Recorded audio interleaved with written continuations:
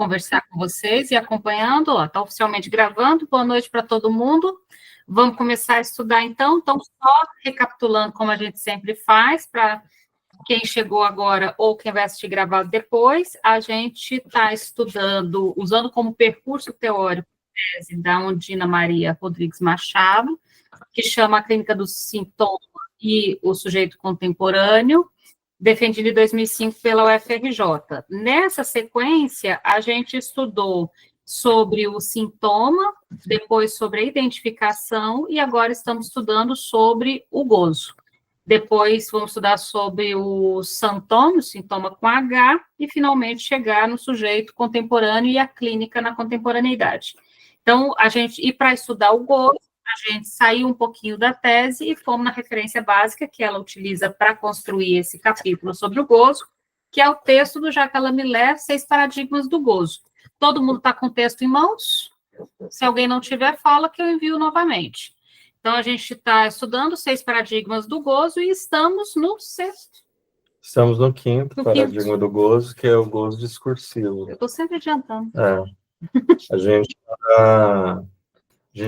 gente parou na página 25. Eu vou retomar, a gente parou no último parágrafo, mas eu vou retomar no penúltimo parágrafo da página 25.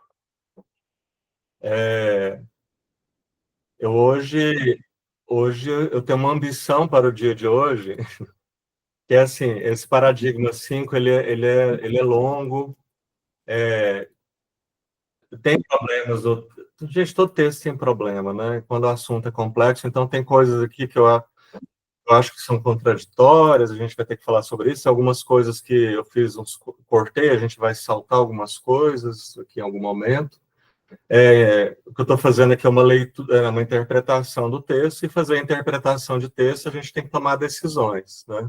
Então, fiz decisões interpretativas aqui para... A gente tem que trabalhar a favor do texto, não contra, mas... E aí é o seguinte, quando eu acho que o texto estiver derivando para outra coisa, assim, estiver tergiversando, indo para outros campos aqui, eu cortei. Não cortei muita coisa, não.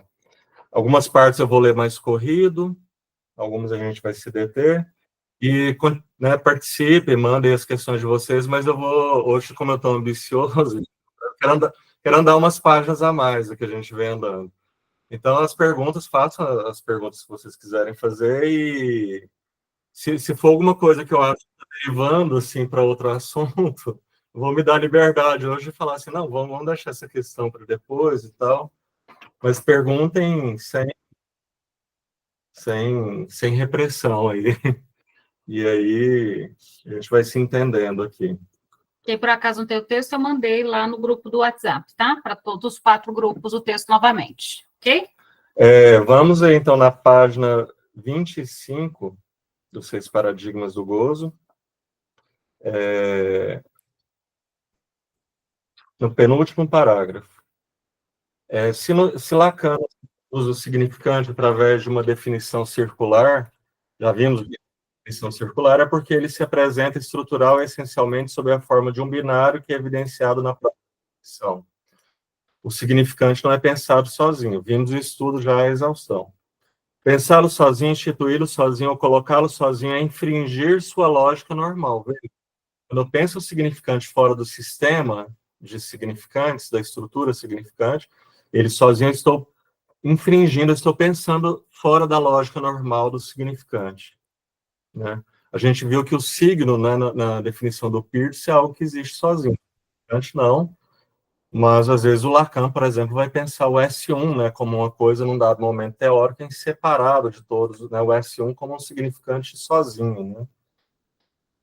Então, o binário que Lacan utilizará em seus matemas é um binário orientado na medida em que se trata de um significante tendo seu valor de representação subjetiva para um outro significante. Temos aqui o princípio de uma cadeia, de uma repetição.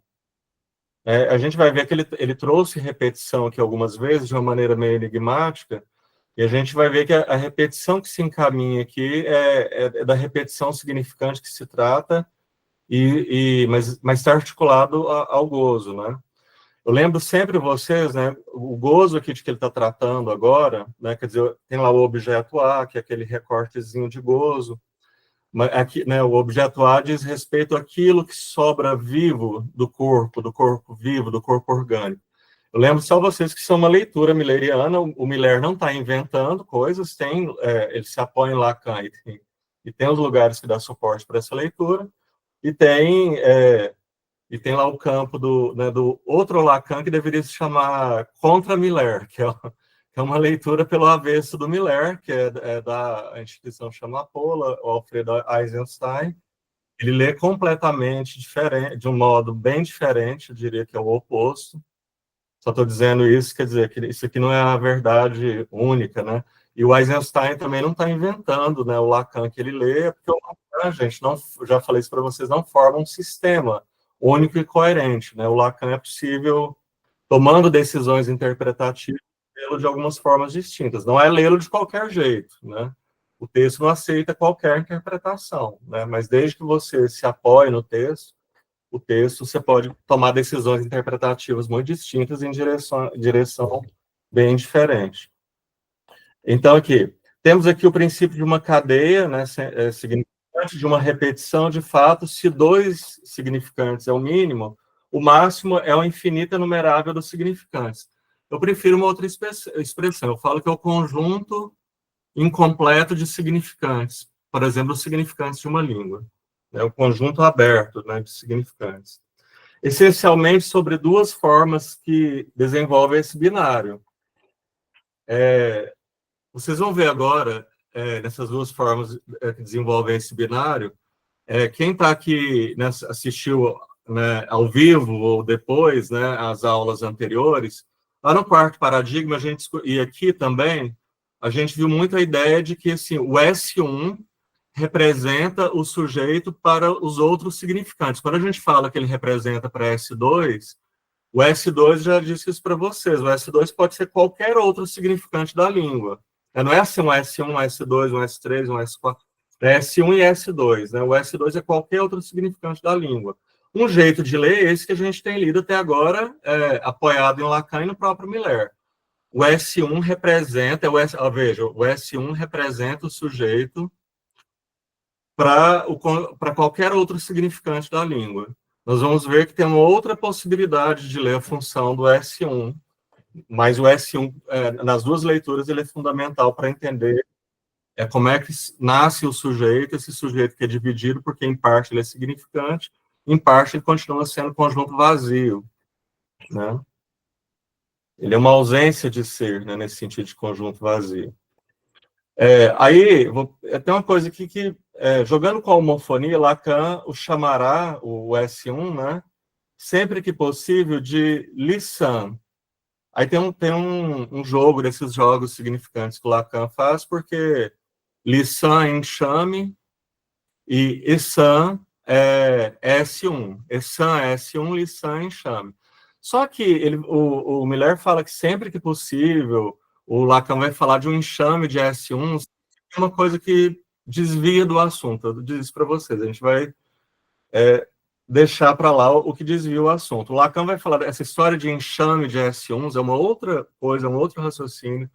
Acho que começa no seminário 19, mas isso realmente alcança ali seu desenvolvimento no seminário 20. Então, vamos esquecer essa história do Essan-Lissan aqui.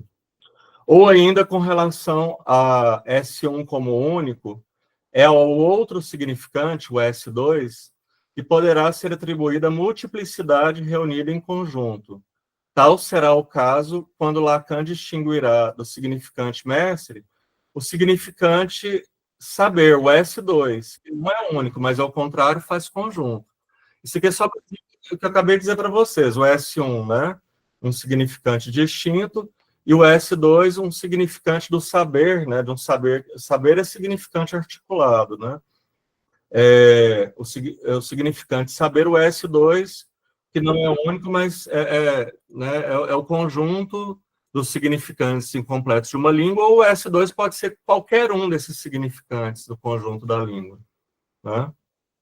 Aí, aqui que vai vir, então aqui tá do jeitinho que a gente entende, é o S1 Tem um S1 que orienta o campo do S2 aqui. Aí ele fala assim, Lacan explora essas duas versões do binário inicial.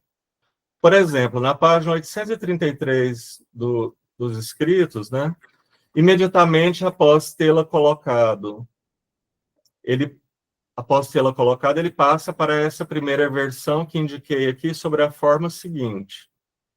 Aquela história de enxame não estava claro, mas isso aqui está claro e é importante.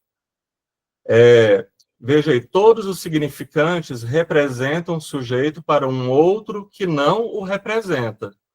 Todos os significantes, ou qualquer significante do conjunto da língua, podem representar o sujeito para um significante que não representa o sujeito. Aqui ele faz uma inversão. Veja, o que a gente aprendeu até agora, né, um jeito de ler a coisa é assim, o S1, ele representa o sujeito para o conjunto de significantes da língua, para o campo do grande outro. Aqui é uma inversão. Os S2 da língua, né, os significantes da língua, eles representam o sujeito para o S1. Então, o S1 fica uma espécie de... Ele é o significante para o qual os outros significantes vão representar o sujeito. Me passou até uma imagem, assim, o S1 vira uma espécie de sede do sujeito, né? Aí eu fiz um esquema aqui, vocês vão perdoar a tosquice e a letra... e a minha letra obscura, mas a gente vai esclarecendo aqui. Eu ia colocar no Canvas, ele não deixou. A Renata queria fazer uma coisa eu que... ia fazer bonitinho. Steven Spielberg e tal. Ele fez na mão, ó, que coisa horrorosa. Não prestem muita atenção por agora, eu vou falando ali do que está escrito, que eu tenho certeza que ninguém consegue ler isso aí. Mas vejam, né, embaixo é o que a gente tinha visto até então. E veja, isso não vai estar anulado agora com essa outra perspectiva, não. É um jeito de ler a coisa. Ó. Deixa eu usar aqui. O sujeito, né? Achou? Peraí. Gente, cadê o... Tem que clicar aí para você ver. Peraí.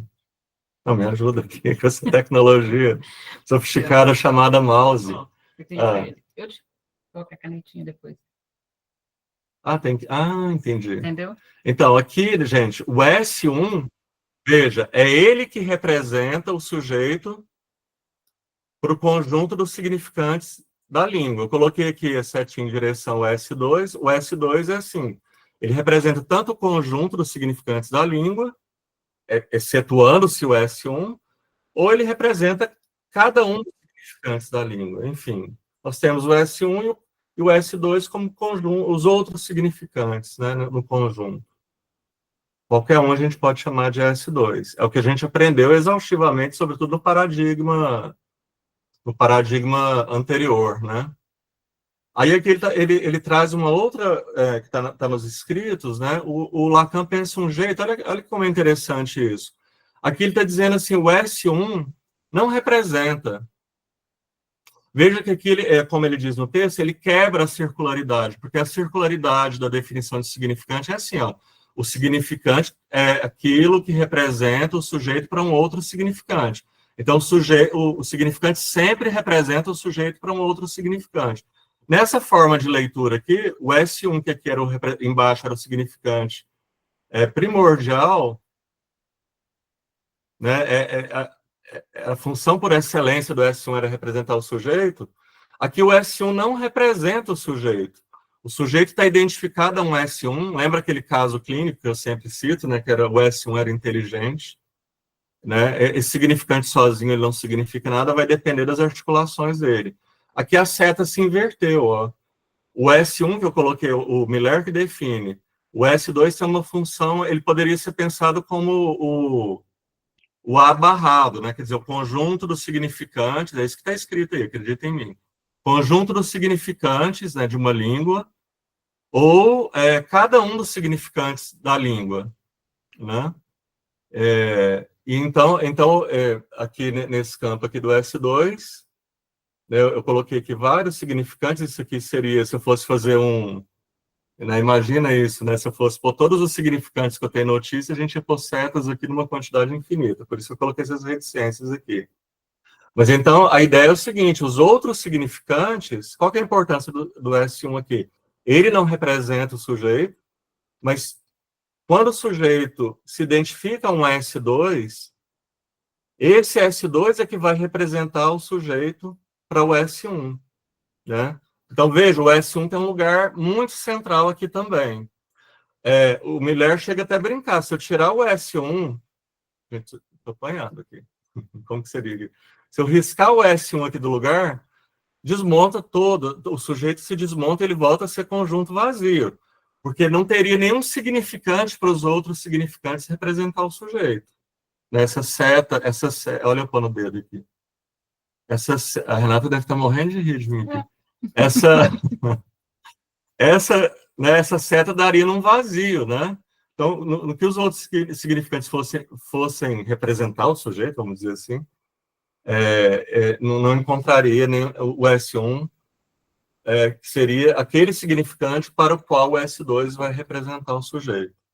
Então, veja que tem dois movimentos, dois jeitos de pensar a função do S1, que é muito importante. O S1 como que representa o sujeito para o S2, para os outros significantes da língua, ou o S1 como o significante que não representa o sujeito, mas para o qual os outros significantes da língua vão representar o sujeito. Isso é importante assim, que fique claro, né? Então, esse é o momento, assim, se alguém não entender alguma coisa específica sobre isso, se manifestem, porque é importante para a gente passar adiante. Se entender as duas possibilidades, então, em um, o S1 vai receber essa informação, e no outro, o S1 é o ponto de partida, né? Dessa informação. Então, embaixo ele representa o sujeito, e no de cima, o sujeito é representado pelos outros significantes para o S1. Né?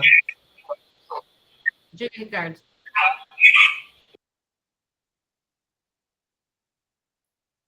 Não?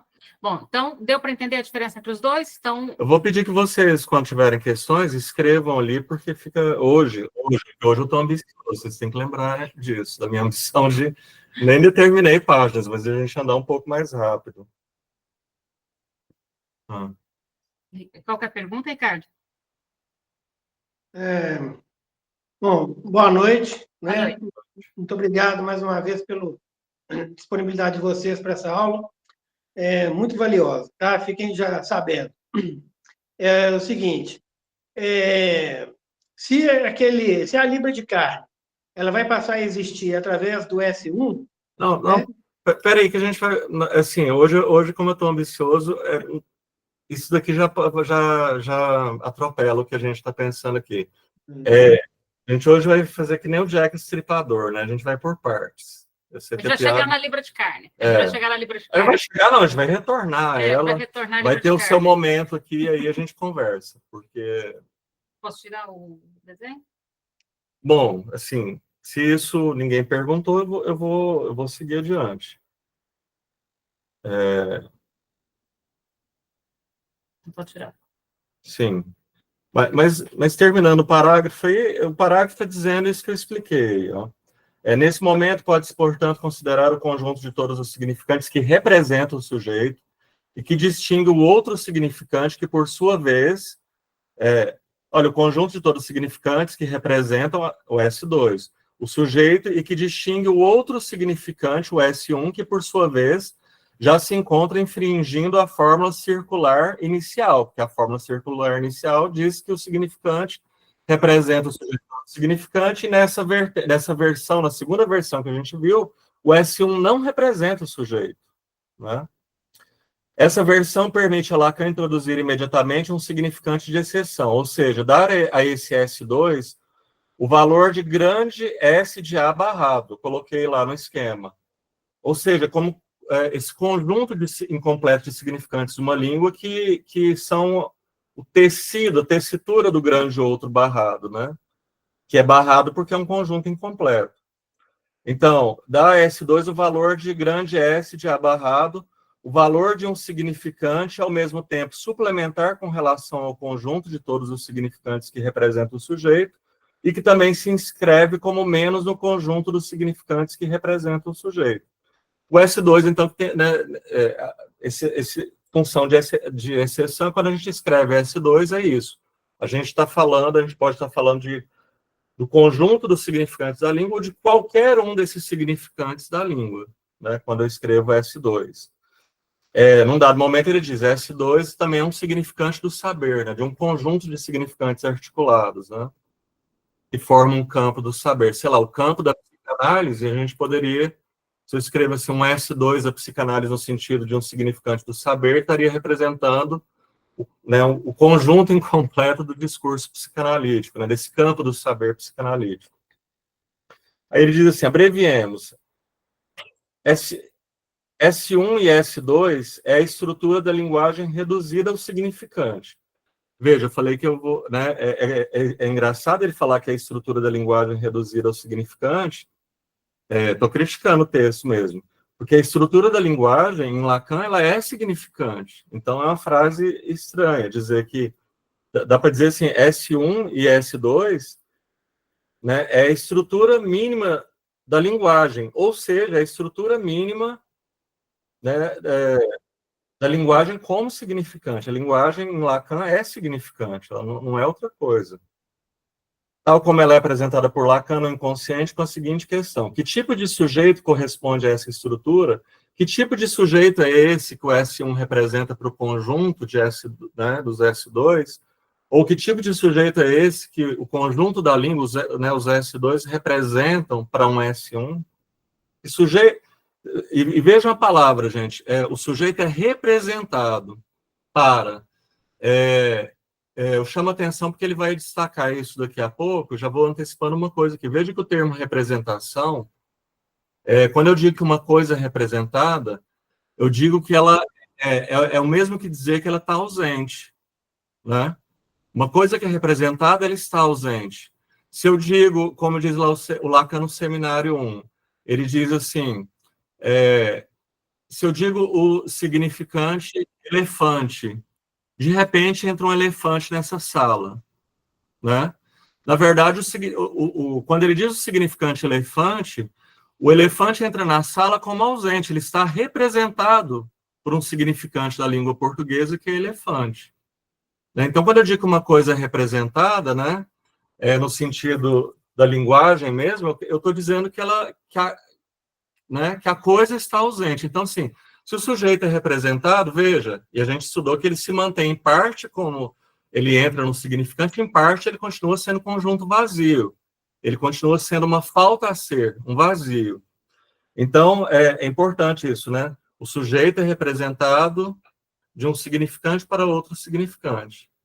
Enquanto sujeito, enquanto tal, o sujeito não tem uma materialidade senão essa de ser representado pelo significante, né? Como representação, né? Algo representado pelas articulações significantes. Por isso que eu gosto da imagem que é lacaniana, que ele é um vazio que circula, né, entre os significantes. Quando a gente dá um ponto de basta, coloca um ponto, por um instante a gente tem um sentido e a gente tem uma paralisação do sujeito, né? O sujeito, então, a gente pode dizer que ele não está mais circulando entre os significantes, deslizando, mas ele ganha um sentido, né? Mas uma outra dimensão dessa palavra representar, que cabe aqui também, é quando a gente usa, estou falando que representação tem sempre a ver com uma coisa ausente. Quando a gente diz que, sei lá, na posse do presidente da Argentina, eu não lembro quem, eu sei que o Lula não foi. Vamos supor que o embaixador tenha ido, né? O embaixador representa, tem essa função, né, de representar. O embaixador representa o quê? Né, o presidente que está ausente.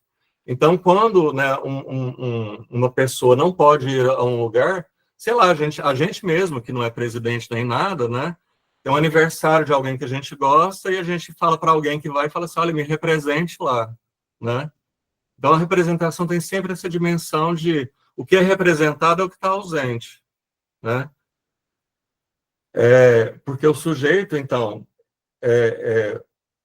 a conclusão disso, no fim das contas, é o seguinte: esse sujeito que a gente diz que ele é representado, até como representação, ele é representado parcialmente, porque uma parte dele continua sendo conjunto vazio.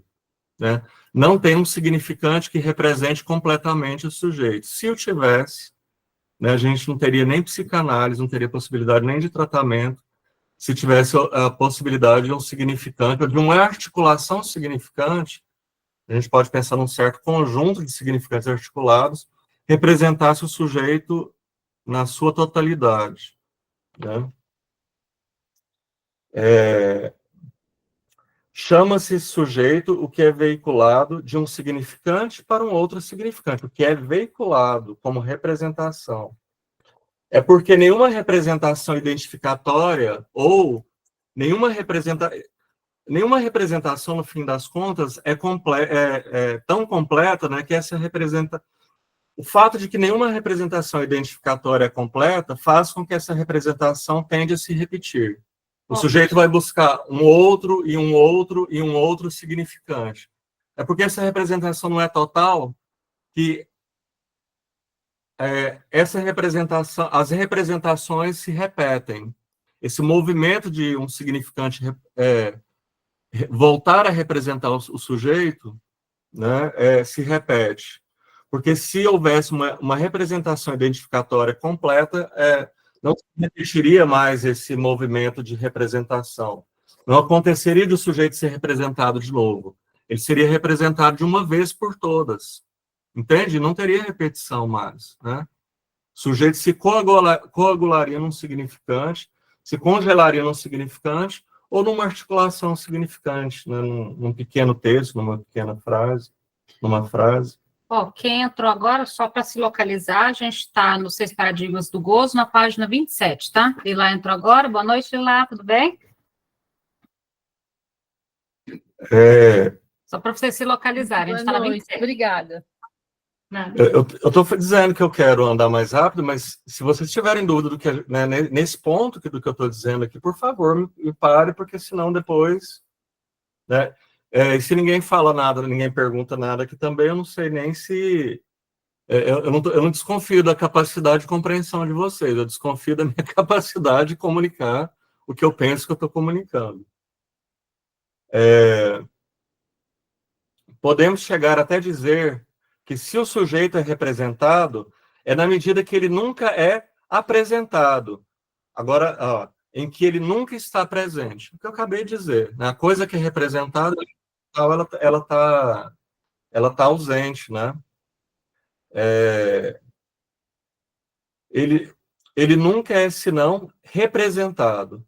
Essa fórmula acabará por se inscrever nos discursos de Lacan sobre a forma S1 representante de S barrado. O que isso tenta dizer é um só tempo, que ele é representado, sim, mas que ele permanece sempre estruturalmente irrepresentável. Coloquem, por favor, completem. Ele permanece irrepresentável em parte. Porque se não é em parte, essa frase não faz sentido. Lacan nunca hesitou em emparelhar o realizado, que se encontra aqui no adjetivo representado ou articulado, com o impossível. Se encontra aqui coloquem depois o no parcialmente inarticulável ou no parcialmente irrepresentável. Esse parcialmente sem ele, isso aqui se torna incompreensível. Então, a gente pode dizer que é representando algo que não é completamente representável que o significante é aberto à sua repetição. É porque essa representação sempre é falha que o significante é aberto à repetição. Repetição cujo princípio é o malogro, é a falha da completa realização da representação do sujeito em questão. Veja essa última frase. É o malogro da completa realização da representação. Isso não significa que o sujeito é completamente irrepresentável. Isso seria um contrassenso aqui, né? Por isso que eu falei para colocar em parte lá em cima, parcialmente, né? Então, tem um certo paradoxo aí, o Miller vai chamar isso de um primeiro paradoxo, porque ele vai apresentar um segundo. Esse primeiro que é o seguinte: o sujeito que ele é irremediavelmente irrepresentável em algum nível, não totalmente, é representado pelo significante. É uma coisa que resiste à representação, em parte é representado. Né? E essa falha do significante, né, em representar completamente o sujeito é que faz com que produza repetição significante. A repetição como tentativa de representar o sujeito de novo, e de novo, e de novo. E se vocês pararem para pensar, é isso que permite a existência da análise. Exato, exato. A existência da análise consiste justamente nisso. O sujeito, ele chega vestindo uma representação, mas justamente porque a blusa está curta, a roupa não veste perfeitamente, é que percebe-se que ele pode vestir outras. Então, não é que ele chega completamente despido de representação, ele chega com uma, mas faz parte do tratamento apontar que ela não é a única e talvez nem seja a mais apropriada. E a função da associação livre, esse convite, né, que não é um convite, é uma regra, né, para o funcionamento da análise, é para que aconteça essa circulação do sujeito para que ele encontre outras representações possíveis, para que fique se repetindo ali essas falhas representações do sujeito de um significante para outro, ou de um significante para o conjunto da língua, ou de significante para o grande outro, ou do sujeito para o grande outro, ou representação do sujeito por um significante para a cultura. Agora, é importante a gente lembrar que não significa que o sujeito não vai ser resistente a esse significante que ele chega abraçado, tá? Saber que existem, que ele é parcialmente representado, a gente sabe, aposta nisso com as nossas intervenções, mas o próprio sujeito, ele vai descobrir no processo de análise. Esse congelamento, né, a um significante ou a um discurso, quer dizer, a um conjunto de articulação significante com a qual, né, o sujeito chega lá congelado nisso, né, a gente pode dizer que, porque assim que o Lacan trabalha, ele vai falar de um imaginário dentro da linguagem. Esses congelamentos, né, quando chega lá, é paralisado num discurso, numa frase, num significante que vem, né, do campo do grande outro, de um grande outro fundamental para esse sujeito, esse congelamento é uma espécie de... O imaginário tende ao congelamento, né, à paralisia, né? O imaginário tende a finalizar, né, as coisas, né? Então, quando o sujeito tem esse congelamento, e todo mundo que chega em análise está, né, acho que, não sei se todos vocês, mas se não, a grande maioria tem... são psicanalistas, atendem, sabem disso, que a pessoa chega congelada, né, numa certa identificação significante. Então, esse foi o primeiro paradoxo, agora vamos para o segundo paradoxo, página 27, quem tiver aí. Aí, né, acrescenta-se um segundo paradoxo, aquele que a figura da alienação tenta emparelhar. O sujeito... o sujeito parcialmente representado na linguagem tem a ver com alienação. Né? O sujeito, aquilo que do sujeito é capturado pela linguagem tem a ver com, a gente aprendeu já, né, o que é alienação. O sujeito, na sua própria parte irrepresentável, surge somente pelo fato de ser representado por um significante. Olha que curioso isso. Se o sujeito não for representado parcialmente por um significante, se ele não for representado por um significante, ele não entra no campo do significante, então não dá para dizer que o sujeito é em parte representável. Se ele não entrou, né, se ele não é representado por um significante, ele não entrou no significante, ele é puro conjunto vazio, ele é uma coisa evanescente, ele é pura falta a ser. Ele não é coisa nenhuma, né? Então, na medida que, em parte, né, o significante é bem sucedido, em parte, em representar o sujeito, que a gente pode dizer que o sujeito continua, em parte, irrepresentável. E por isso ele é dividido, né? Em parte ele é representável, ou ele é representado, né, por um significante, por o conjunto dos significantes da língua, em parte ele é irrepresentável. Esse paradoxo, vocês vão lembrar, ele se assemelha ao próprio paradoxo do inconsciente. A gente só tem notícias do inconsciente pelo retorno do recalcado, ou seja, a gente só tem notícia do recalque pelo que retorna do recalque. Então, tem um paradoxo lá também. A Lá- gente jamais saberia do inconsciente se nada retornasse de lá. Lacan chega a dizer no momento assim, que, na verdade, o recalcado é o retorno recalcado. Né? Então, o paradoxo aqui segue a linha. A gente só sabe que existe uma parte não representável porque houve uma representação feita. O paradoxo aqui é semelhante ao do inconsciente. Depois a gente vai ver também que tem um paradoxo na relação do significante que produz o sujeito com a carne, né? Que aí interessa a pergunta do... Quem foi o Ricardo, né? Do Ricardo, da Libra de Porque Carne. nós vamos entrar na... Aí a gente vai chegar, Ricardo. Chegaremos na carne. Mas o paradoxo aqui é esse. Lacan, vejam, gente, quando a gente fala assim do sujeito, puramente do sujeito aqui, é um negócio de linguagem, né? O corpo está fora, né? O sujeito é um... Né? Em parte, ele é um vazio, ele é algo irrepresentável, em parte, ele é significante, ele é linguagem.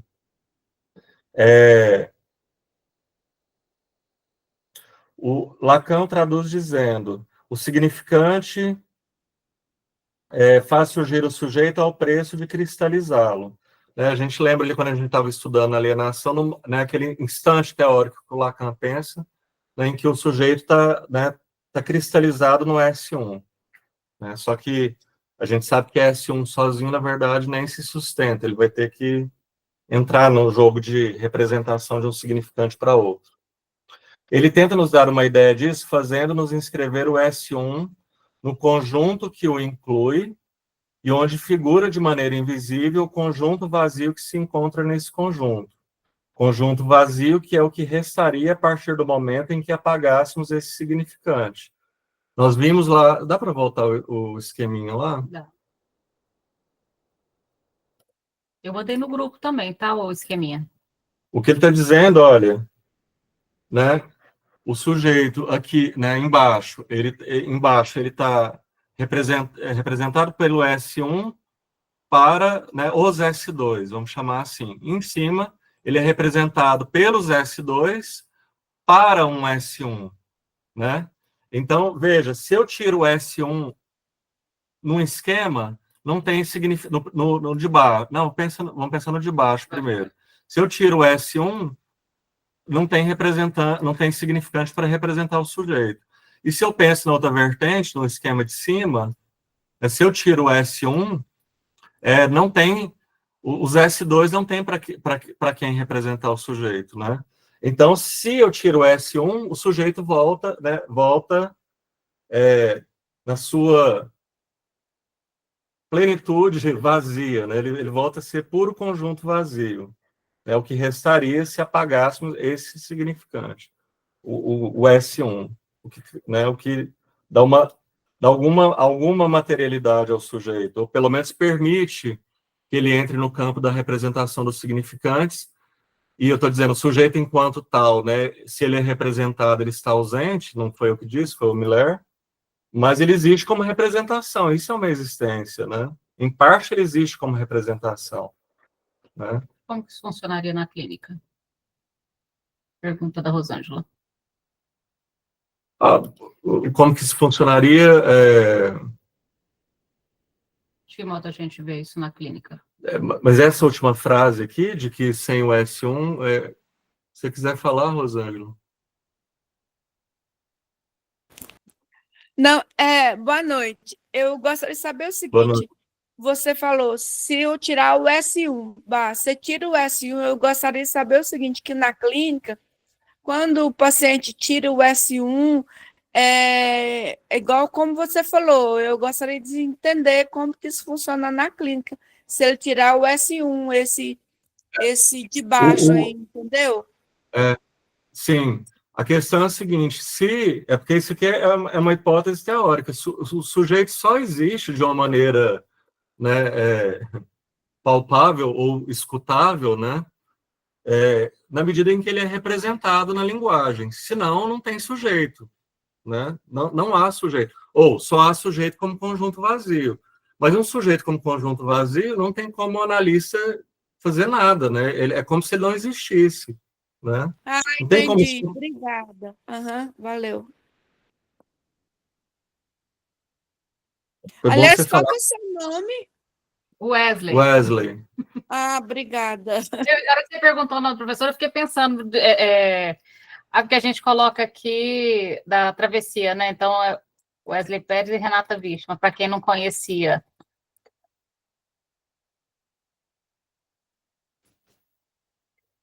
Seguimos? Eu tô preocupado, vocês estão achando que tá tipo assim, né? Não pode. Viu? A Rosângela falou e. Diga, Mariana. Oi, boa noite. Boa Boa noite. noite. Consegui contribuir, né, com a dúvida da Rosângela, porque também é a minha. Teria alguma possibilidade de dar um exemplo, assim, prático? Ah, o João chegou na clínica com esse problema. O que seria excluir o S1? Que é para a gente poder só pesquisar, né, na cabeça, assim, porque a teoria ela é muito complexa. Mariana, a questão é o seguinte: o sujeito não chega na clínica sem S1.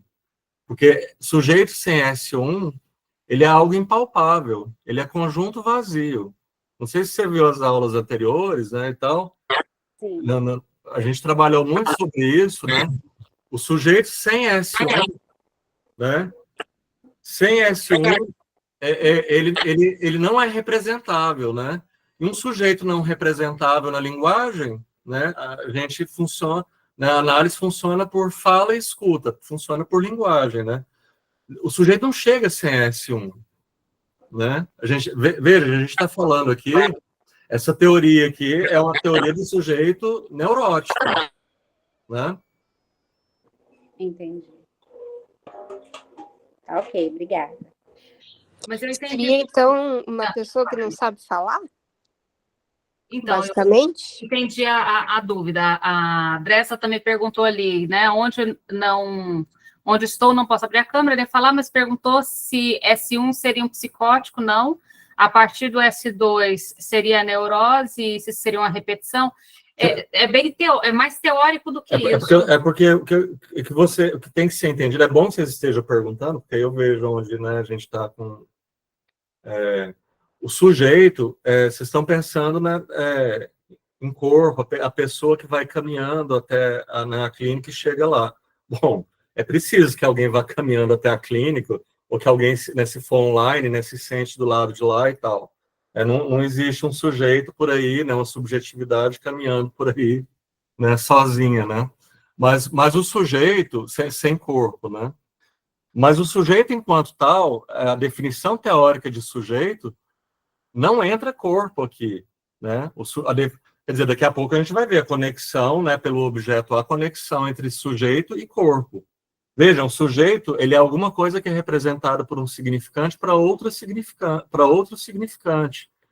O sujeito é linguagem. O sujeito, a manifestação dele é quando alguém chega à clínica e, de algum modo, ela fala, né? Não tem... E é assim, no que um sujeito chega, né, na clínica e ele fala, né, vai aparecer esse significante, esse um significante, ou uma articulação significante, às vezes não é um único significante, onde ele está coagulado, né? Onde ele está congelado, né? Ele está identificado de uma forma, o que eu chamei de imaginário operando na linguagem. Então, é de tal modo que eu vou dizer para vocês o seguinte: essa ideia de sujeito, é um sujeito do inconsciente, o sujeito do inconsciente, ele só existe na clínica quando alguém está falando. Ele só existe como palavras ditas e palavras escutadas na clínica, né? Palavras ditas pelo analisante, pelo analista, né? Palavras ditas e palavras escutadas. Porque a única materialidade que o sujeito tem, o único acesso que a gente tem ao sujeito é como linguagem. Esse sujeito, como puro conjunto vazio, vocês estão perguntando, né, o que é o sujeito sem... Né, é uma coisa teórica isso aqui, um sujeito sem se identificar, né, sem um S1. Ele não existe. Ou ele não é acessível, ele é uma existência hipotética. Ele seria incognoscível, ou seja, não teria nada. Se alguém chega na clínica, né, e não fala nada, né, eu não tenho sujeito, né? E olha, um sujeito chegar na clínica e não falar nada não significa que não tem um S1 operando para ele, tem isso também. Só que eu não tenho acesso, né? Então, o sujeito, né, a gente vai ver que tem uma conexão depois aí, está faltando, né? Onde que está a conexão entre sujeito e corpo, né? Entre sujeito e o gozo do corpo vivo, que é assim que o Miller articula as coisas, né? Essa conexão a gente viu vai se dar, pelo que a gente estudou no quarto paradigma e pelo que a gente viu até agora, pelo objeto pequeno a, pelo objeto pequeno a, mas o conceito de sujeito enquanto tal, isso é preciso ser entendido, né? O sujeito, ele é linguagem, e mais nada. O que tende a ser, ele é vazio também, um conjunto vazio, em parte. Mas o que eu tenho para trabalhar, né, o material que a gente tem para trabalhar, é aquilo que do sujeito é representado em linguagem, Então, por um S1. Só para, quando vocês perguntaram aí em relação à questão do sujeito, subjetividade, psicose, neurose, inconsciente, a rigor, quando a gente fala de sujeito em Lacan, a gente está falando de inconsciente em Freud. A rigor é isso. E do mesmo modo que a gente só sabe sobre o inconsciente quando ele se manifesta a partir do que retorna, do retorno do recalcado, que é linguagem. Lembra que o inconsciente ele é estruturado como linguagem, e ele retorna sob a forma de linguagem, nos atos falhos, nos sonhos, nos esquecimentos, no sintoma. O sintoma que, no fim das contas, o sintoma é que o sujeito fala do sintoma, né? O sujeito diz... isso também é outra coisa muito importante. Na psicanálise, o sintoma não são os acontecimentos do corpo, esses são os fenômenos psicossomáticos. O sintoma é o texto que o sujeito apresenta, que inclui os fenômenos psicossomáticos. Se ele está com a dor, né, ele tem um discurso sobre a dor, esse é o sintoma. Entende? E é interessante que esse discurso ele vem acompanhado de um afeto, ele vem acompanhado de uma certa enunciação, de um enunciado. Por exemplo, uma paciente ela chega e ela vai contar que ela está com uma anemia grave, perdeu muito peso e com o ferro muito baixo, mas aí quando ela vai contar de todo esse quadro de um corpo que vai padecendo, ela conta com um sorriso de orelha a orelha, ao invés de contar com uma cara que padece com um sorriso gigantesco.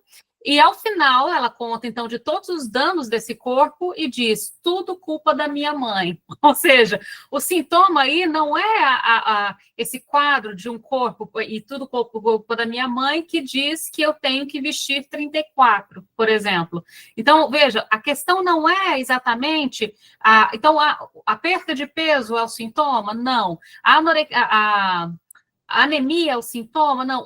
O sintoma é esse texto que ela apresenta. Deu para entender a lógica? E esse texto que ela apresenta, né, o sujeito enquanto tal, né, é porque a gente tem que ter lá um corpo, né, como suporte, mas o sujeito enquanto tal é isso que a Renata está dizendo que ela falou, né? O sujeito está circulando nesse discurso aí, né? Tem uma coisa, a gente leu muita coisa, né? A gente não lembro de que autor veio isso, mas algum autor que eu li recentemente fala de um caso clínico que alguém apresentou, e essa pessoa que apresentou o caso clínico diz assim, ó, veja, isso deve deixar claro que o sujeito ele é linguagem, né? A paciente ficou algum tempo sem ir, a pessoa está lá apresentando um caso que consiste nisso, né? A pessoa que está apresentando diz que a paciente ficou um tempo sem ir, e depois ela, sei lá, 3 meses, 4 meses, né? E ela retorna. E quando ela retorna dizendo, olha, ela retorna dizendo assim que ela estava muito feliz. Ela diz assim, olha, eu estou muito feliz porque eu perdi 20 quilos. Está no Eisenstein, Alfredo. Acho que é no Eisenstein. Eu estou muito feliz, não é o Eisenstein que atendeu, né? Ele está contando de uma pessoa que apresentou um caso. A psicanalista disse, está contando lá. O paciente chegou e disse, eu estou muito feliz porque nesse período que eu não vim aqui, eu perdi 20 quilos. E aí, a analista que estava apresentando o caso faz uma intervenção em cima do fato de que ela olhou para a paciente e ela viu, veja, saímos da linguagem. Vamos para imaginar. Eu não sei mais, não é sujeito mais que está em análise. Está em análise outra coisa agora, né? De ordem de imaginário. Sujeito é linguagem, não é imaginário. Então, ela diz, ela aponta para a paciente que a paciente não tinha perdido 20 quilos. Que, aliás, pelo aspecto dela, parecia até que ela tinha ganho peso e não perdido, né? Se a paciente chega e diz, né, a analisante chega e diz, né, eu estou muito feliz porque eu perdi 20 quilos, o sujeito que está lá em tratamento não é a pessoa, né, não é o corpo que, na verdade, ganhou peso, segundo a analista. O que está em análise é o sujeito, e o sujeito está circulando entre esses significantes que disse, olha, né, eu estou muito feliz porque eu perdi 20 quilos. E aí você vai ter que operar no nível da linguagem. Sei lá, não estou muito criativo aqui, mas uma possibilidade seria assim, seria isso, como que você perdeu esses 20 quilos, né? Por exemplo, entende? Como é que você perdeu esses 20? Me conta essa história aí, né? A gente continua no registro da linguagem. Imagina, né? Então, esse é um negócio, assim, cabal para a gente ver que sujeito é linguagem. O que está em análise é o sujeito do inconsciente. Sujeito e inconsciente são linguagem. E é aquela linguagem que vai ser escutada, né, no contexto analítico. Né? Então, quando ela fala isso, né, olha, você, na verdade, eu estou vendo aí, você não ganhou peso.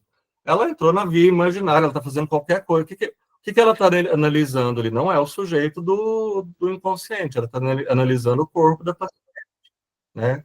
Caiu ali para o campo imaginário e numa clínica lacaniana isso não tem lugar, talvez tenha em alguma outra. Né? Então, organizando isso que a gente está apontando do primeiro paradoxo e segundo paradoxo, o paradoxo em relação ao sujeito é como é que a gente tem notícia dele. O primeiro paradoxo aponta que a gente tem notícia dele à medida que ele é sempre parcialmente representado, então algo se repete, ou seja... As próprias representações, né, se repetem, as tentativas de representação se repetem. Isso, graças a esse malogro da completa realização. E o segundo paradoxo, que é o mesmo paradoxo do inconsciente e do retorno do inconsciente, ou seja, do recalcado e do retorno do recalcado. O segundo paradoxo é que a gente só tem notícia que há uma parte não representada pela parte representada que nos é apresentada. O que significa, então, que se o sujeito é um efeito de linguagem, não se trata de analisar o corpo, como o exemplo que o Wesley deu, não se trata de você olhar para a pessoa, colocar a pessoa do consultório do analista, agora vai ter uma balança, né? Deixa eu ver se você está dizendo a verdade, deixa eu ver se você perdeu ou ganhou esse peso. Não, isso é papel do nutricionista, isso é papel do médico, isso é papel de outros que vão ler esse corpo, não nosso. Uma coisa que pode levar, né? Aí você vai sair do lugar de analista, porque as situações... pensem que chega uma pessoa anoréxica, né? Para ser atendida, e que você olha para ela e ela está assim, pesando 35 quilos, né? Você vai ter que sair do lugar de analista. Muito possivelmente você vai ter que entrar em contato com médicos, com parentes. É uma pessoa que está correndo risco de vida. Mas aí você saiu do lugar de analista, e às vezes precisa sair do lugar de analista. Imagina ficar lá, né, gelado, né, nessa função de... Né, só interessa que o que é linguagem, né, e eu ignoro o fato, né, de que a pessoa... assim, essa pessoa que está lá com 35 quilos, ela não está em condições de fazer análise. A primeira coisa que ela precisa é de um atendimento, né, urgente ali. Ela tem que ficar viva, ela né? Para poder falar, porque tem outra coisa, o sujeito para falar, o corpo tem que estar vivo, né? Então, para a gente seguir adiante, em relação a... Então, o sujeito, se ele nos apresenta nos intervalos entre significantes, significa também, Maria Andrade, pela sua pergunta também, que nos intervalos mesmo que longos. Então, por exemplo, um paciente que quase não fala, ou fala o mínimo, esses intervalos longos também são linguagem. Se a gente pegar pela lógica do Wisnik, né, o som e o silêncio, a gente tem, no final das contas, produção quando que som e quando dos intervalos de silêncio entre uma palavra e outra. Então, quando a gente escuta, o que a gente escuta também é o ritmo, a velocidade. Isso é uma coisa que a Maria Andrade, né? Uhum. Ela está perguntando aqui, né? E se o paciente não fala... Ou fala o mínimo. Ou fala o mínimo. Né? O mínimo não é tão problemático. Mas se o paciente não fala, né? Se ele fala pouco, muito pouco, né? Tem significantes. E intervalos. Enfim. Agora, pode ser também, a gente fala que uma função da análise é estericizar o discurso, né? Né, não tenha tantos freios, né, tantos filtros, né? Mas assim, se fala alguma coisa, né, não está impossibilitado, tem significantes ali, não tem sujeito sendo representado ali por algum significante, né? Mas tem uma coisa também, porque tem um limite, assim, né, a gente fala de uma ética do analista, mas tem uma posição ética do analisando, tem gente que discorda disso, tudo, mas eu, né, eu penso nessa perspectiva. Porque se alguém se chegar e se recusar realmente a falar, a pessoa pode ir, ela pode decidir ir, e ela se recusar a falar num nível assim que ela não vai falar, né? E você você pode tentar, né? Você pode tentar dizer coisas, você pode dizer inclusive isso para ela, né? Falar, olha, né? O mecanismo, o recurso que se tem em análise é a linguagem, né? Se você não fala, né? Mas assim, se uma pessoa se recusa a falar radicalmente, né? Você não tem como, né, falar pela pessoa, você não tem como, não há o que fazer, né? No extremo, assim, alguém que se recusa a falar. Seguimos. Mariana, você deixou a mão levantada daquela vez mesmo? Ou você fez outra pergunta? Vou baixar a mãozinha, então. Pronto. Eu só baixei. Eu só queria reagir, porque o exemplo que você deu foi bem esclarecedor. Eu devo ter levantado errado. Ótimo. Vamos seguir, então? Página 27, então, final. Dizendo de outra maneira, é isso mesmo? Você tem a mesma parte, quer voltar um pouco? Tá, não. Dizendo de outra maneira, quando se escreve S1 como um conjunto de um elemento, eu acho que isso aqui está invertido, eu acho que S1 é um elemento de um conjunto, mas tudo bem. Tem-se a representação do sujeito, porém mais secretamente. Tem-se seu ser de falta que está por trás do S1 e que surgiria se apagássemos esse S1. Olha, um termo equivalente a dizer que, em parte, o sujeito é um conjunto vazio, é dizer que ele é um ser de falta. Ou que ele é, né, um termo que o Lacan usa muito, falta a ser. Quer dizer, se houvesse um apagamento, né, a frase termina, um ser de falta surgiria se apagássemos esse S1, né? A pura falta, né? Mas um ser de falta, que é o mesmo que conjunto vazio, né? Isso só é pensável teoricamente, porque o sujeito que nos é acessível é o sujeito que é um ser de linguagem, em parte. Em parte ele é um ser de falta, em parte ele ganha alguma consistência na linguagem, como algo representado incompletamente. O Miller tem um seminário dele que chama Coisas de Fineza, né? Assim, coisas sutis. Veja que é sutil, é uma coisa de fineza, é isso, o sujeito, né? Página 28. A gente tem uma distinção que a gente está fazendo aqui, né? Lá desde o princípio, lá do primeiro paradigma, né? A gente tem o sujeito e tem o eu imaginário, né? O eu, que é o eu imaginário, que é aquele que se forma no estágio do espelho, né? Esse eu imaginário, por exemplo, lá no primeiro paradigma, né? O corpo, né? Está colocado numa dimensão imaginária, né? Esse eu é o eu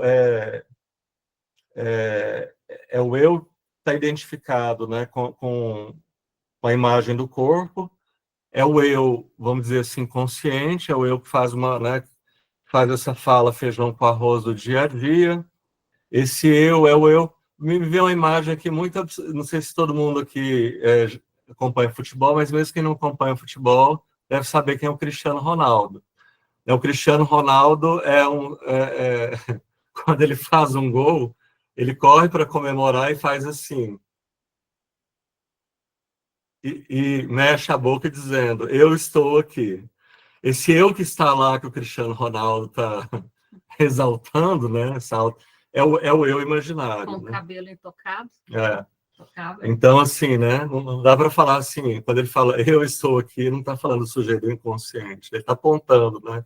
Esse corpo como imagem, essa imagem que vocês estão vendo aqui, eu estou aqui. E se eu estou aqui, está tudo bem, né? É uma coisa própria do imaginário, que é essa dimensão narcísica, né, que precisa existir também. No Cristiano Ronaldo parece que ela é bem ressaltada.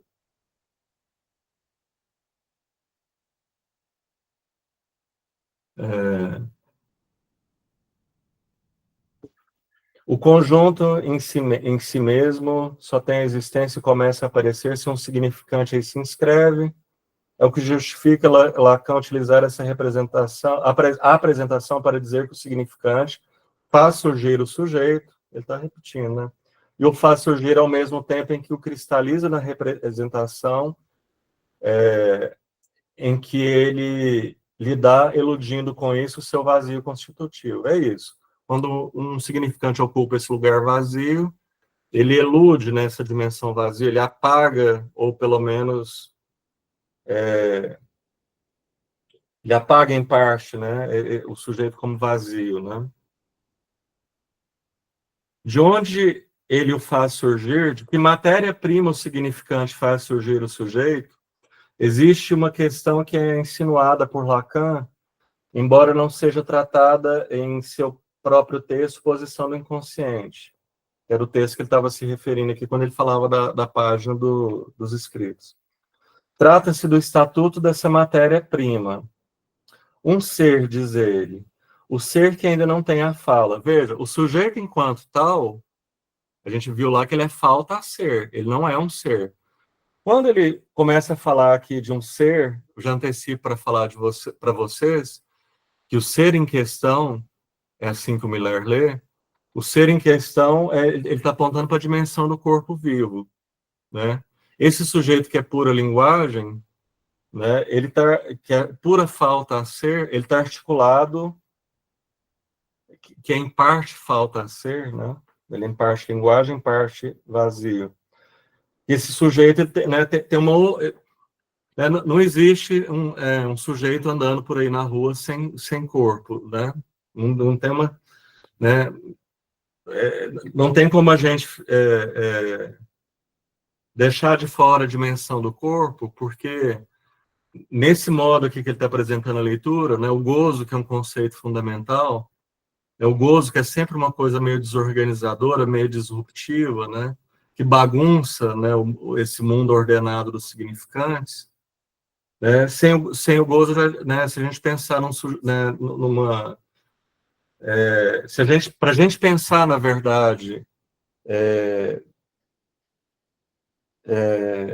essa dimensão do sujeito, né, sem o corpo, né, sem o gozo, que é um gozo do corpo, né, esse ser vivo, né, a gente perderia aquilo que é a própria a dimensão dinamizadora da linguagem do grande outro, né? Uma língua, uma estrutura significante sem seres falantes, ou sem fala-seres, que é como é o neologismo que o Lacan vai utilizar mais no seminário 20, né? Eu pego sempre como exemplo os hieróglifos, né? É uma estrutura significante, os hieróglifos. Sem ser falante, aquilo é morto, né? Essa dimensão do grande outro precisa ter... Quando a gente fala, por exemplo, que a mãe, né, encarna, né, materializa o grande outro. Se não tiver ninguém que materializa o grande outro em carne, né, dá para dizer que esse grande outro é um grande outro morto, né? A gente deve existir, eu não sei quantas outras línguas, eu falo sempre dos hieróglifos egípcios, mas devem ter outras tantas línguas, né, que não tem ninguém que a encarne, né, ninguém que a fale, né? Então, se a gente pensar, por exemplo, né, a gente tem o grande outro, a cultura como um conjunto, e a gente tem o grande outro como instâncias, né, desse grande outro, como instituições, né? A gente pode pensar que o próprio, por exemplo, né, a gente tem o presidente da República e a gente tem a presidência da República, né? Na verdade, a instituição, né, o grande outro que está em questão é a presidência da República. E alguém vai ocupar o lugar de quem preside, né? E é uma coisa difícil, né, que a gente vê que os políticos, a dificuldade que os políticos têm de entender que ele, como indivíduo, né, que tem um corpo, inclusive, né, ele ocupa um lugar no campo do grande outro, ele ocupa a presidência da República. Ele não é a presidência da República. Ele está presidente, ele não é.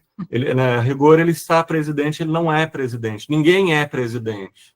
Quer dizer, um regime totalitário, né?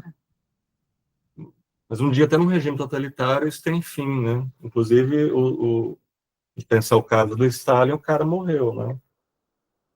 Então, ele estava também, ainda que ele esteve por um tempo longo demais. Mas a presidência, aí já é uma continuidade. Lena? Nesse sentido, me faz pensar muito se a psicanálise não poderia explorar a diferença entre ser e estar, que tem na língua portuguesa e que não tem na língua francesa, por exemplo, né? Eu acho que o Lacan precisa dar rodeios para falar algo que está mais presente, mas a gente articula isso, né? No nosso dia a dia, e é algo difícil de explicar para os franceses, inclusive, né? Sim. Bom, só essa lembrança, né? Sim. Porque nesse ponto que a gente está aqui, complementando isso, assim, o único ser que, né, realmente, o Lacan deve ter bailado para falar disso, porque o ser que se trata aqui, né, a gente não tem ser metafísico, transcendente, a gente tem um ser de carne, né, é o corpo vivo, né, o corpo gozante, né.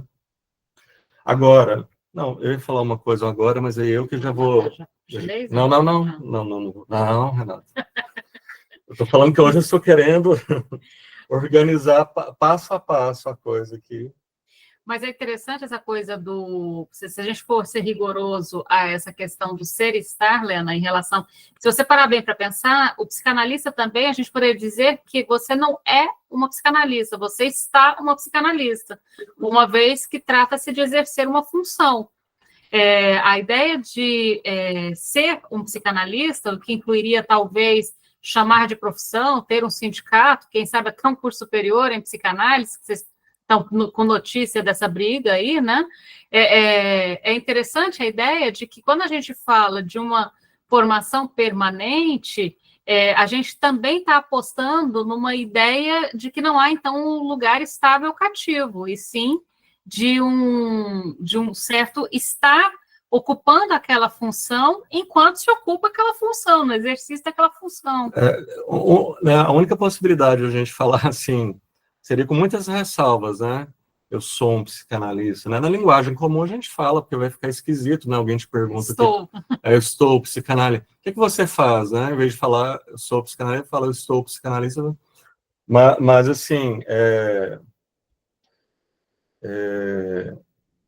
Mas explicar isso em português é muito mais fácil que em francês. Sim. Explicar isso em português é muito mais fácil. E é interessante essa ideia do... A gente fala disso de vez em quando, sobre esse estar psicanalista e não ser, quando alguém vai pedir no meio de um estacionamento alguma opinião sobre alguma coisa da nossa área. Aí a gente fala, bom, eu não estou psicanalista agora, né? Só lá dentro. Aqui fora, não. Estou deslocando agora, né? Eu estou deslocando. Né? Lena, para ter notícias assim, né, das manobras com a linguagem do Lacan, ele fala assim, às vezes ele se refere ao sujeito como um ser evanescente, é meio transgressivo, em vários sentidos, dizer que o sujeito é um ser, porque ele diz o tempo todo que o sujeito é um não ser, mas não é incoerente, porque ele fala assim, olha, ser evanescente. Ser evanescente, na verdade, se trata de um estar, né? Ser evanescente é um consenso, porque o ser, né, a noção de ser, é alguma coisa estável, né? Essa noção de ser que vem do campo da filosofia, vem lá de Aristóteles, né? Quando você fala de ser, quando você se refere ao ser, o ser, você está falando de uma coisa estável e, na verdade, imutável, né?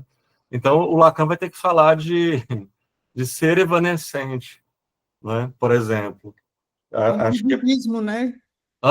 Como no budismo, que são agregados de condições, né, impermanentes, né, que formas que estão se desinformando e como é que fala mesmo? Eu esqueci, tem um jeito muito interessante, como é que o que é a forma está se desfazendo e o que está se fazendo está desfeito, está se formando. O vazio é o vazio, né? Sim. O vazio está se formando e a forma está se esvaziando em permanência. Isso se aproxima do conceito de sujeito. Não? E essa frase, Ricardo, acho que conversa com a pergunta que você fez lá atrás da Libra de Carne, quando fala aí da matéria-prima, o ser, diz ele, o ser que ainda não tem a fala, antes do funcionamento do aparelho significante. Temos a instância ainda misteriosa de um ser prévio, onde esse aparelho vai se inscrever. Acho que esse é o ponto que conversa com a Libra de Carne. Um ser que depois que o significante opera sobre ele, né, vai ser transformado em sujeito barrado, e aí vai restar alguma coisinha, né, dessa dimensão desse ser, que é o objeto A. Mas aqui ele nem chega, eu até coloquei do lado aqui um ser carnal, porque é disso que, no que a gente avança no texto, a gente vai ver que é disso que se trata. Agora, veja bem, a gente tem os paradoxos, né, lacanianos. A gente pensa assim, um ser prévio. Gente, isso é uma operação assim teórica, porque sem a linguagem, a gente não pode dizer que tem um ser prévio, né? Esse ser de carne, prévio à linguagem, ele é mítico, né? É porque a gente está na linguagem que a gente pode falar de um ser prévio à linguagem. Entende? Né? Por exemplo, no mundo animal, né? Ser prévio é o quê, né? Então, a gente precisa da linguagem, a gente precisa, na medida que não existe ser humano fora da linguagem, né, a rigor. Mas para uma compreensão teórica, como uma estratégia até didática, né, ele vai dizer assim de um ser prévio, né? Esse ser prévio ele só ganha consistência porque eu estou na linguagem e aí eu vou falar de um ser prévio. Assim como a gente pode falar né, de humanos antes da linguagem, né? É mítico isso, né? Seguindo, então, página 28, terceiro parágrafo. Aí, só uma coisa. Lembra do exemplo da usina hidrelétrica, né, que o Lacan discute em alguns seminários, no 4 é um deles, ele fala assim, a energia que a gente utiliza, ela precisa da usina hidrelétrica. A usina hidrelétrica é linguagem, né, linguagem matemática, né, a partir da linguagem matemática, que vai dar uma base para a engenharia, é preciso haver saber, é preciso haver linguagem, para fazer essa coisa chamada usina hidrelétrica. A gente pode dizer que a usina hidrelétrica é linguagem, ela não existe sem linguagem, e a partir daí a gente vai dizer assim, olha, a usina hidrelétrica, ela extrai a energia que já estava no rio. Mas e se até hoje não existisse matemática e engenharia, a gente não saberia nada de energia que está no rio. Se a gente nunca chegasse a construir com linguagem, essa coisa chamada usina hidrelétrica, a gente nunca teria notícia de uma energia que agora a gente pode falar, ela estava lá no Rio já, né? Então, é um caso parecido. Quer dizer, a partir da usina hidrelétrica, a partir da matemática, da engenharia, que a gente diz, tem uma energia prévia. É a partir da linguagem que a gente pode dizer desse ser prévio, esse ser de carne prévio, né?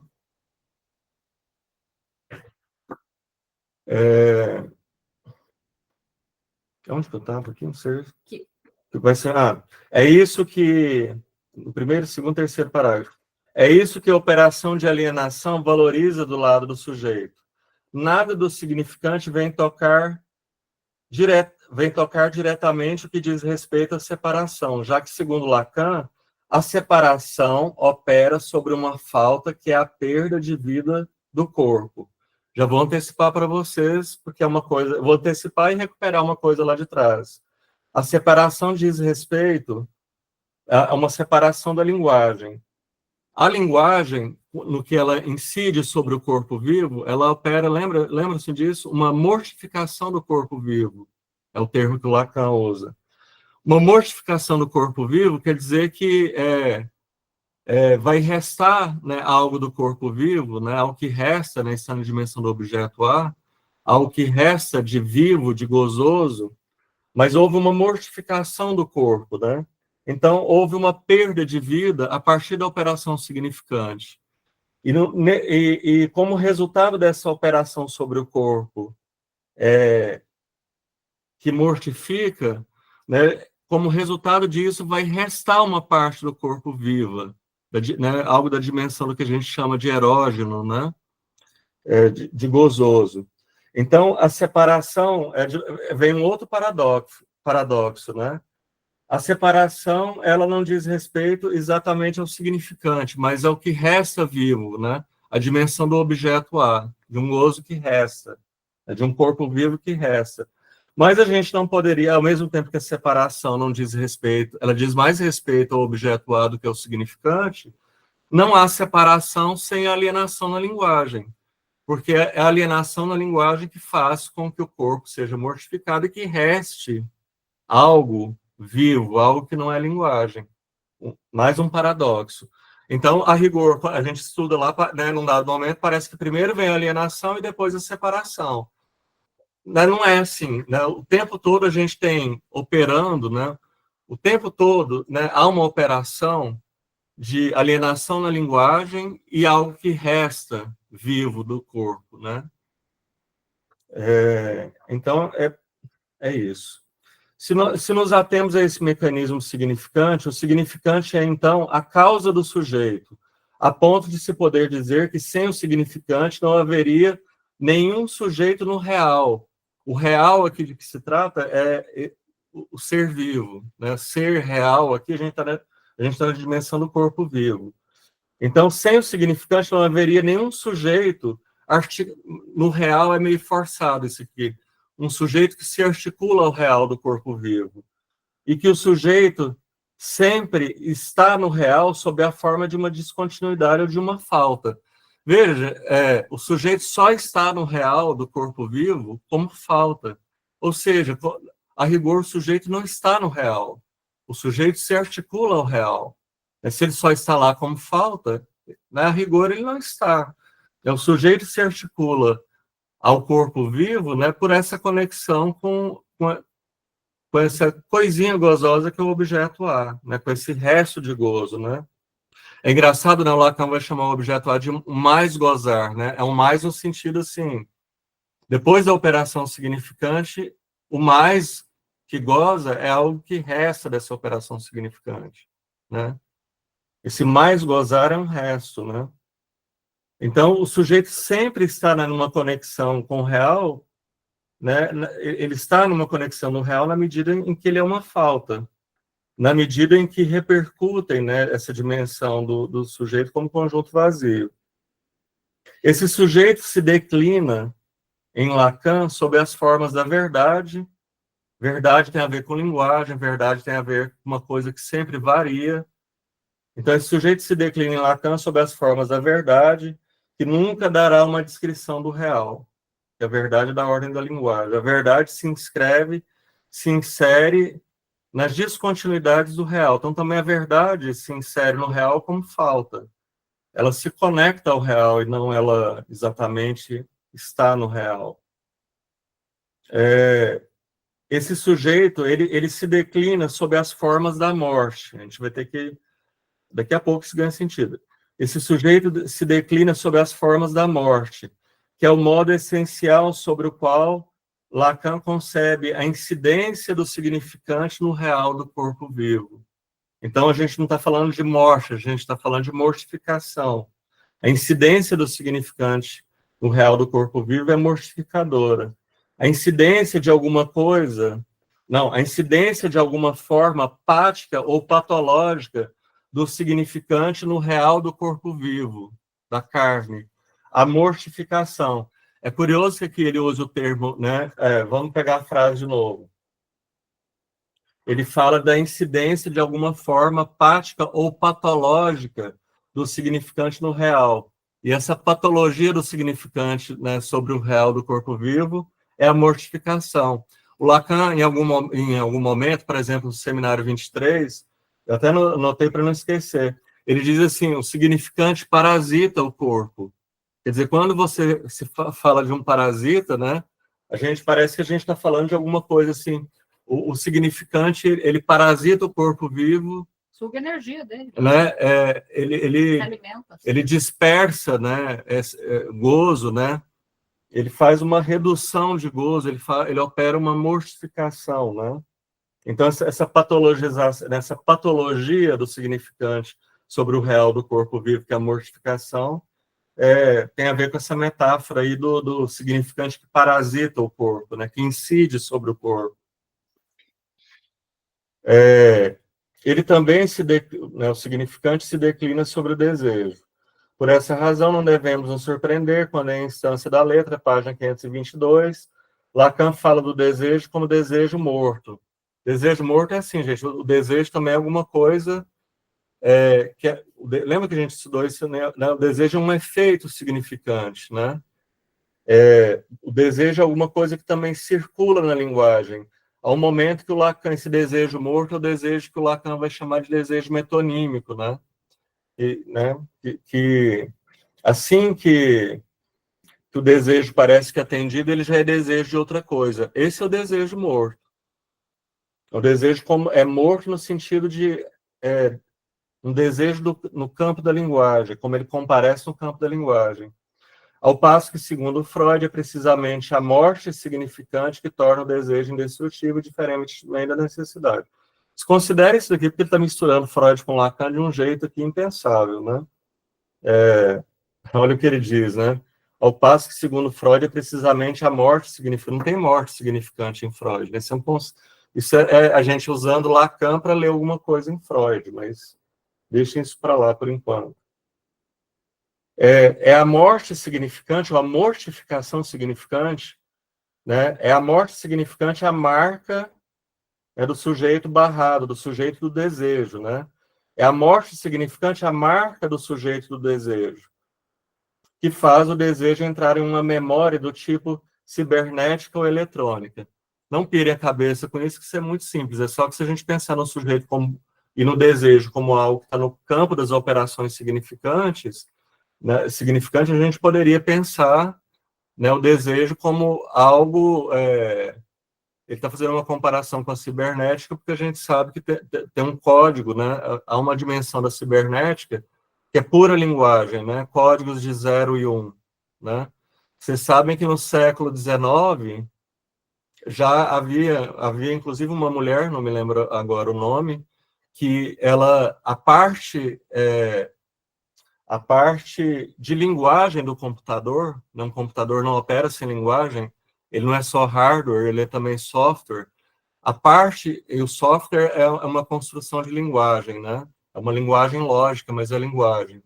Né? No século XIX, havia uma mulher que escreveu um programa que só não operava porque faltava ele o hardware que fosse capaz de operá-lo, né? Agora, mais recentemente, colocaram para operar isso que só existia como linguagem. Então, essa aproximação, se o desejo, né, ele é metonímico, né, metonímio é uma função da linguagem, e se o sujeito, né, o que a gente tem acesso do sujeito ao sujeito enquanto linguagem, fez com que o Lacan, em algum momento, fizesse uma aproximação aí com o campo da cibernética, né? Mas é só isso.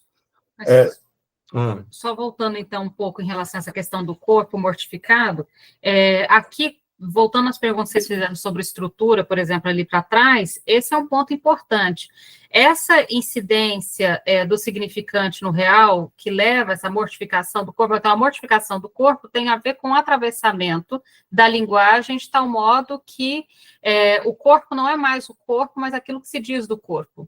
Então, é possível, por exemplo, vamos pensar, dismorfia corporal, é possível ver um outro corpo naquele corpo que está lá, de tal modo que aquele corpo que está lá já não existe mais, é o corpo dito. Tanto que alguém pode estar com 200 quilos de músculo, achando-se magro, e injetar anabolizante de cavalo no braço para fazer crescer um músculo que ele supõe que não tem. Assim como alguém pode estar pesando 35 quilos e achar que está obesa e seguir não comendo para emagrecer. Ou seja, a gente vai tendo notícias de que o corpo é o que se diz do corpo e não o corpo como tal.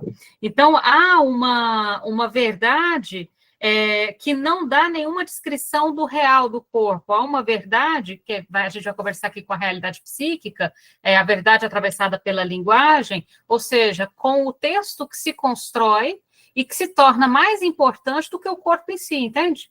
Então, o texto que se constrói do corpo, inclusive por isso que não há intervenção nenhuma que possa prescindir desse texto. Por exemplo, uma pessoa diz, eu me acho horrorosa. Aí você fala, não, de modo algum, você é uma mulher muito bonita. Vai servir de nada.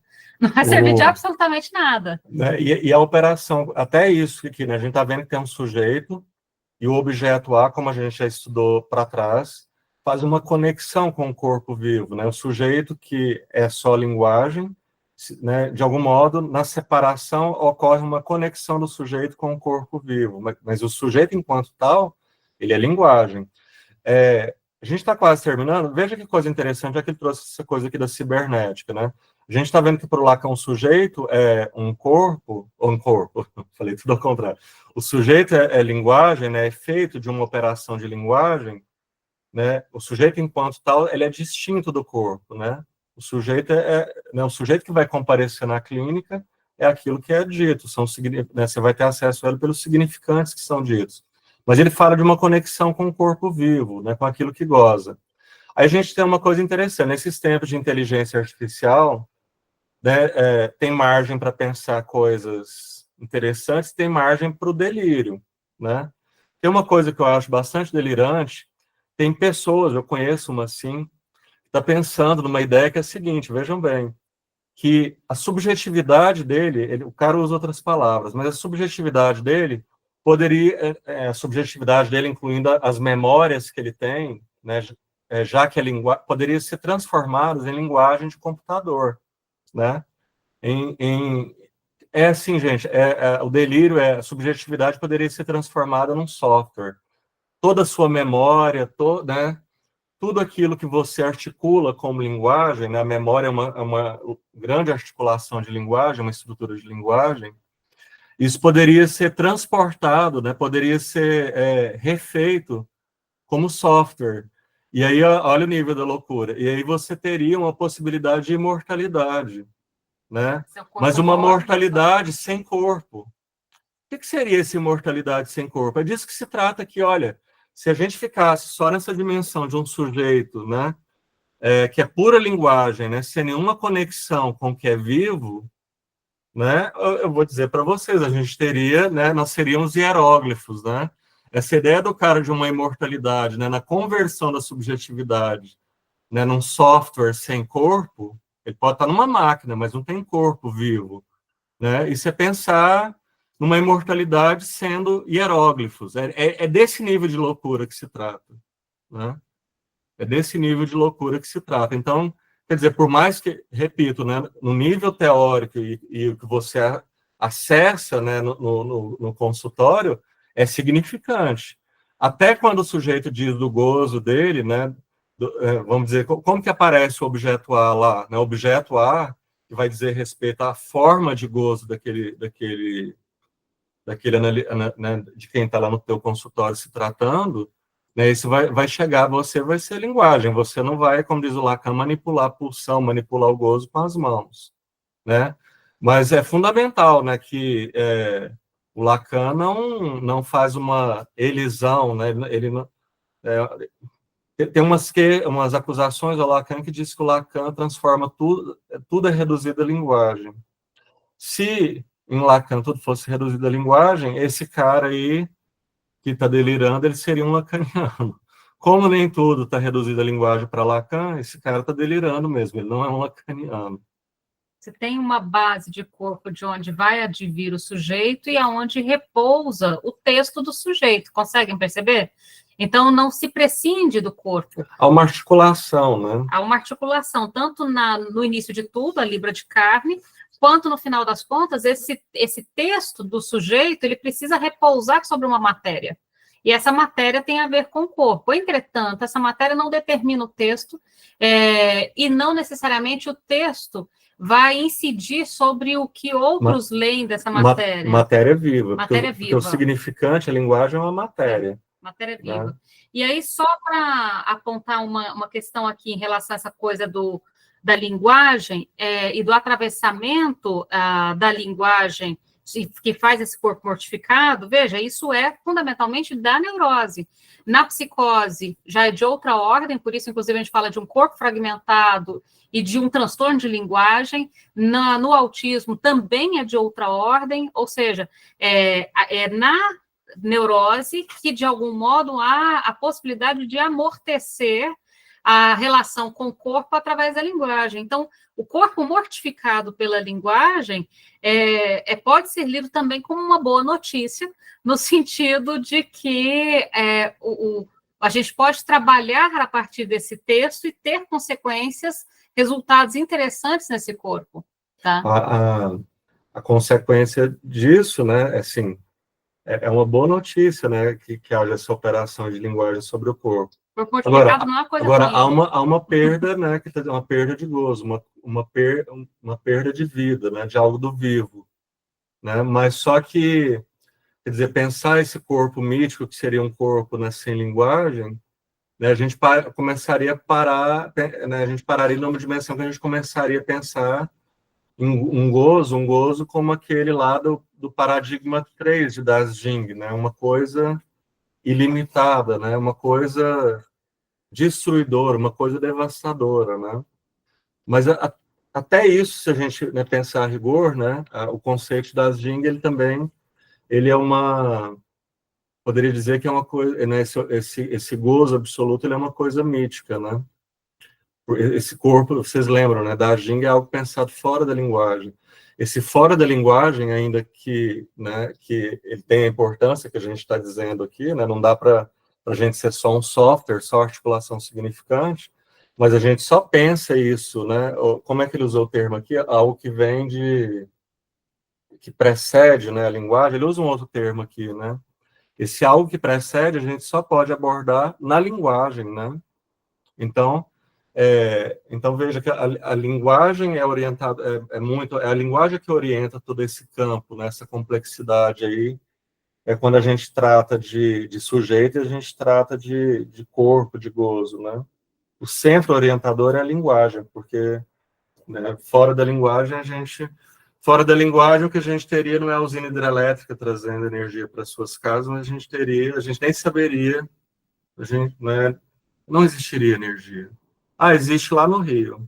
Né? Diga para alguém no século X, né, estou voltando bastante, que, né, olha, tem energia no Rio. Mas lembre-se que esse paradoxo, ou seja, a gente só sabe da falta de uma coisa quando se tem notícia do significante que foi colocado lá, e a gente só sabe de algo por retroação, ou seja, de Nacht-Traglichkeit, do Freud. Então, essa lógica vocês vão ver em boa parte dos conceitos. Lena, você tinha levantado a mão. Era só um comentário sobre a questão da memória também, né? Como se você pudesse, de fato, fazer um download, né? Na verdade, um upload de uma memória, né? Como se a memória existisse, né? Como se desse para traduzir em dados binários uma memória, né? Porque a memória é essa maluquice do cara, né? Enfim, era só esse comentário. Tem um filme, eu estava tentando lembrar o nome dele agora, mas eu não vou lembrar. Tem um filme que eles levam isso a uma radicalidade. É como tem uma espécie de... não posso chamar de cemitério, mas antes da pessoa morrer, é extraído a subjetividade dela, colocado no software. Tem um filme sobre isso. Vou lembrar depois. Estou lembrando da comédia, que tem uma comédia tem uma comédia engraçadíssima, mas não, era um outro filme. Mas tem a comédia que o alma, a extração de alma. Ele extrai a alma e a alma do cara é um grão de bico. Mas eu vou lembrar do outro filme. Parece uma maluquice esse filme, mas como que se chama? Almas Perdidas. A diretora, Almas à Venda. Almas à Venda. Se vocês puderem ver, a diretora se chama Sofia Barthez, igual Roland Barthes, né? Joguem Almas à Venda, o filme é muito bem escrito, é uma comédia interessante. O cara está muito angustiado, eles tem uma empresa que faz extração de alma. Agora, esse outro aí da subjetividade colocado numa máquina, eu vou me lembrar e a hora que eu lembrar eu mando, mas eu esqueci desse agora. Mas é delírio. É delírio, é totalmente delírio, porque tem que ter uma base de corpo Ou na origem. ficção, né? Ficção. Científica. Ficção científica pode ser. Bom, daqui 15 dias, então, a gente se encontra para seguir com o 5º paradigma do gozo, rumo ao 6º paradigma do gozo. Tudo bem? Leia o texto até lá. Beijo para todo mundo, bom descanso. Então, tchau, pessoal. Tchau, gente. Boa noite. Boa noite. Boa noite. Tchau, lá, tia Zélia, beijo. Tchau. Tchau, Márcia.